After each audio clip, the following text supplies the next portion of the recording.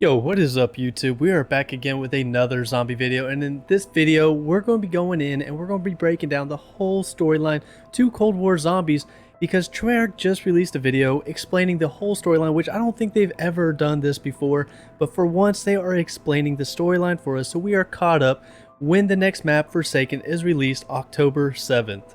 Now at the end of the video there are some new scenes that we have not seen before of Forsaken, and I'm going to break those down into detail at the end of this video, but with no further ado, let's get right into it.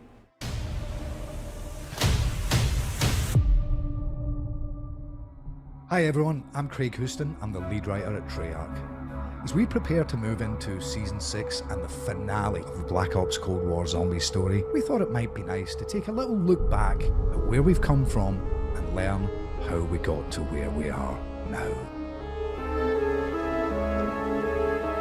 When we kicked off the Dark Ether story with the launch of Black Ops Cold War, our initial map, Die Maschine, was really the one that showed how this story had come to be. It delved into Nazi experiments from the end of World War II, where they hoped to turn the tide of the war by harnessing the powers of a cyclotron. Commencing cyclotron test run number 12. Dr. Kurtz, please proceed. Unfortunately for them, what they actually succeeded in doing was ripping a hole into a dimension known as the Dark Ether. Kurtz, cut the powers!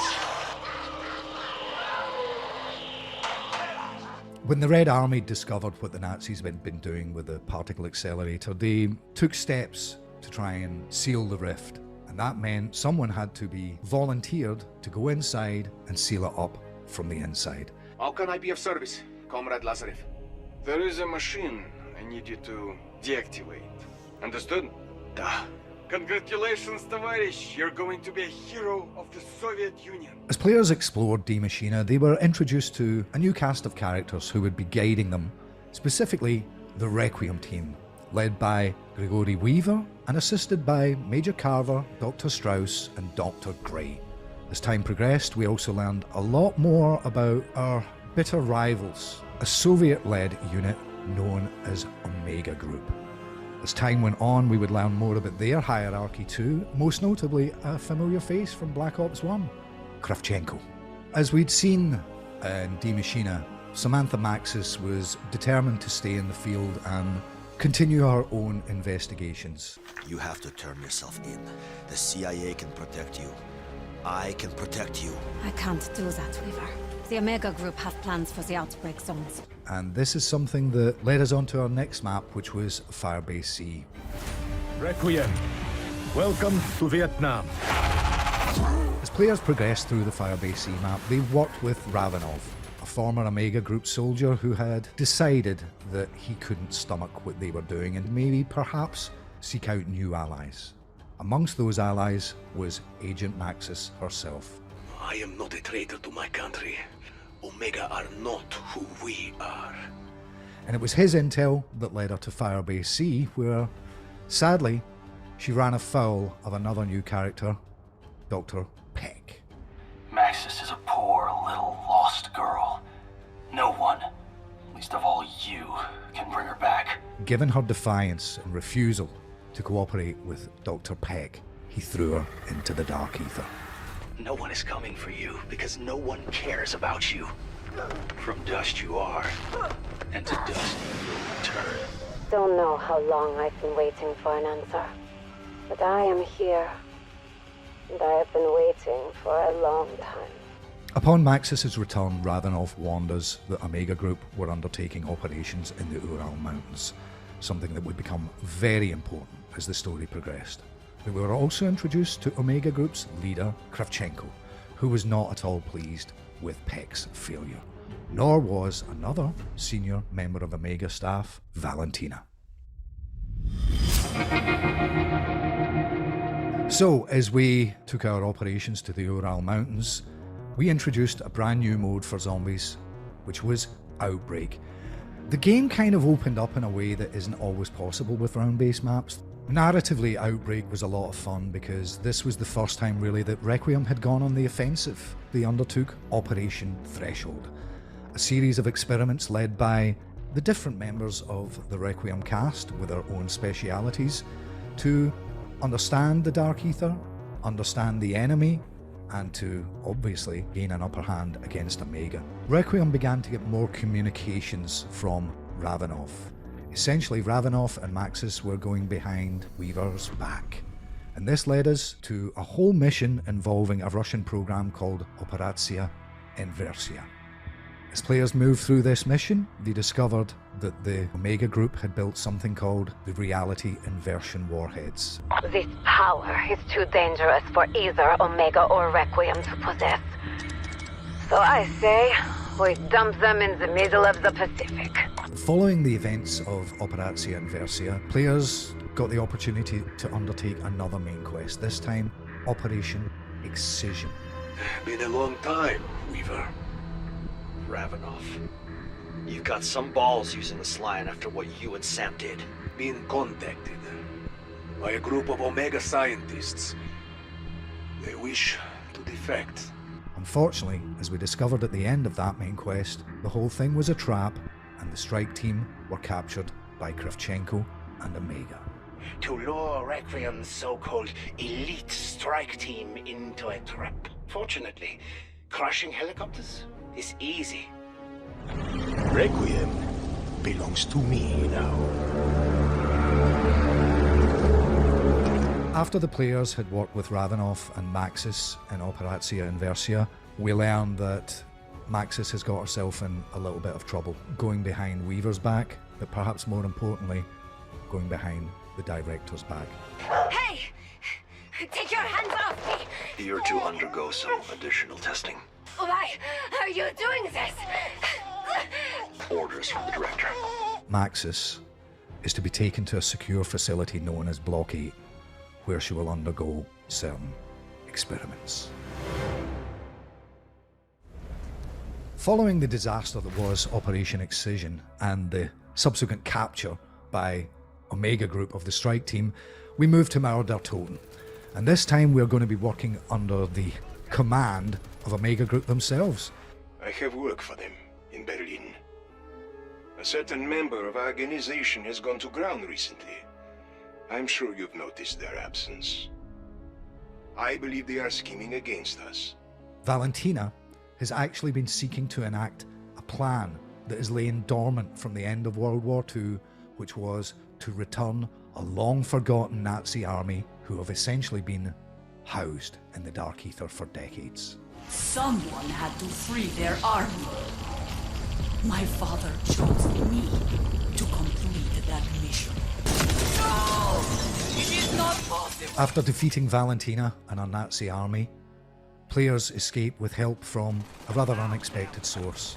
A portal opens that allows them to teleport right back to Requiem HQ, and it becomes clear that Samantha Maxis is growing in power.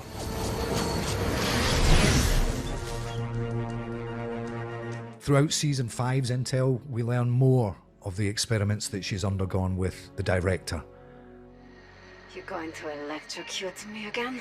I really hope it doesn't come to that, but I know what you're capable of. I just want to see it for myself.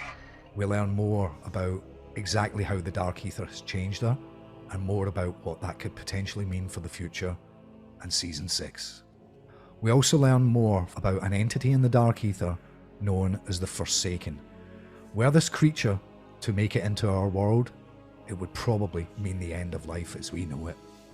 One of the things that we learned in Mauer der Toten was that, in reality, Omega Group were actually building the Reality Inversion Warheads to destroy the Forsaken. So that's something we kind of messed up. So now they've developed a new plan. They believe they can bring it into our world and perhaps harness its powers as the ultimate weapon. The Forsaken? A solution is necessary. It must be dealt with. Colonel, there has been a change of plan, Gorif. Peck and I are developing a new solution for the Forsaken.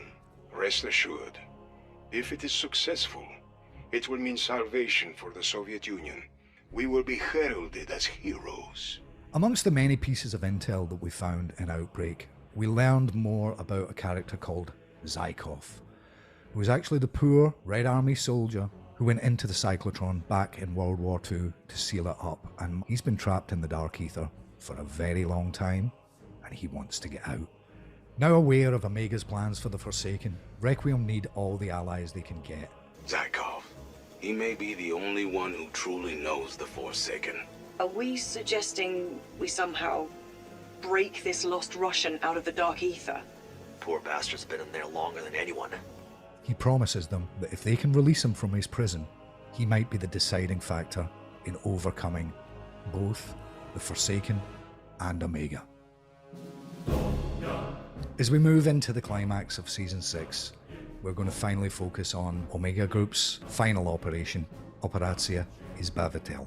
This map takes place in a facsimile of an American town, something that the Soviets and Omega Group have been using for many years for training purposes. This location is unique because Omega Group have identified this as the specific place where the veil between our world and that of the Dark Ether is at its thinnest, and that's why they believe they can extract the Forsaken. Well, this final round-based zombies map represents the climax of the Black Ops Cold War Zombies story. It's not the end of the Dark Ether story. Eagle-eyed or eagle-eared players might have noticed that we've been sowing the seeds of some other things that also harken back to World War II. The Dark Ether story will continue and expand in Call of Duty Vanguard.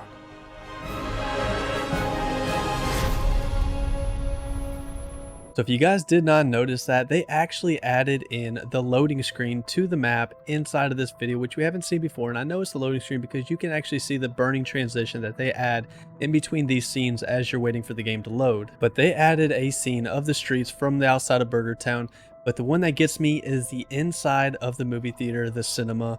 What this just shows to me is that almost every single building within inside this area is going to be accessible. And after looking at that, if you played the campaign, there are a lot of buildings you can enter. And I feel like this is going to be our biggest zombie map that we might get to date. Oh, and not to forget, in the campaign version of this map, there is an arcade room, which I would almost put money on it that they are going to be adding that into this zombie map. But I'm sort of hoping they do it like Zombies in Spaceland, where you can enter it, you can play the arcade games, and you can get tokens or points that you can spend in a gift shop for various things across the map or things that you could use within the map. There's just so much that they can possibly do with that. And in this last transition that they give us of the loading screen, we can see this corridor with these tubes full of Ethereum power, electricity. I don't know what it is, but it's cool. It's purple, it's glowing, it's going through the tubes, and I am excited. Now on this last scene probably tells us the most, and it is the ARC XD, the first look we get at this new RC XD car, which is powered by Ethereum. But when I first heard about it, I thought it was just going to be like a regular RC XD car that exploded when you ignited it. But no, this one, it seems to have multiple pulses you can set off while you're just driving it around. That does kill zombies. Now I'm assuming though, once it does run out of energy, it probably does explode for a much bigger impact, but nonetheless, that is cool to see that you can get more out of this car than just one explosion. Now I'm almost positive still that there's still going to be an Easter egg involving this ARC XD. It might not be the main quest Easter egg, it might be a side one where you have to drive outside of the map, a place you can only reach with this car, but they're going to utilize it somehow. I bet you they will. But that is all I got for you guys on this new map, but you bet that if there's any new information that comes out about this before the release of the new map, you will find it here. So make sure you are subscribed so you do not miss another video again. I will catch you guys in the next one. Peace.